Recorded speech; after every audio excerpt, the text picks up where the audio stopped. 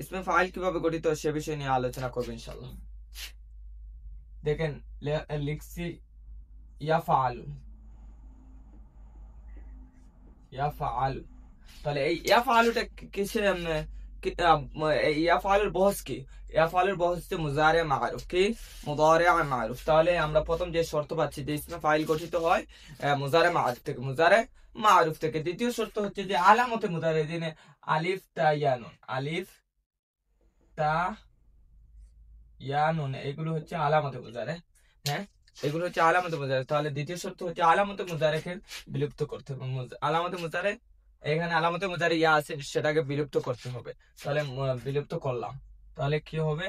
ফা আইন লাম, ফার উপরে সাকিন, আইন আলু। তাহলে এই দেখেন ফায়ের উপরে সাকিন থাকার কারণে কোনো কিছু পড়া যাচ্ছে না, এর জন্য ফা কলিমায় আমরা কি করবো? জবর দিব।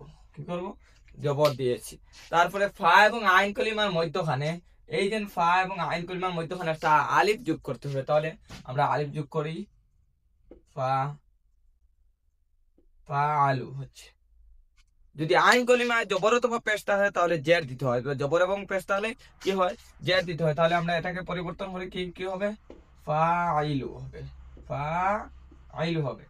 এবং লাম কলিমায় দুই পেশ দিলে, তানউইন দিলে, তাহলে ইসমে ফাইলের সিগা করতে হয়, যেমন ফাইলুন। অবশ্যই আমাদের ক্লাসটি যদি ভালো লেগে থাকে তাহলে লাইক কমেন্ট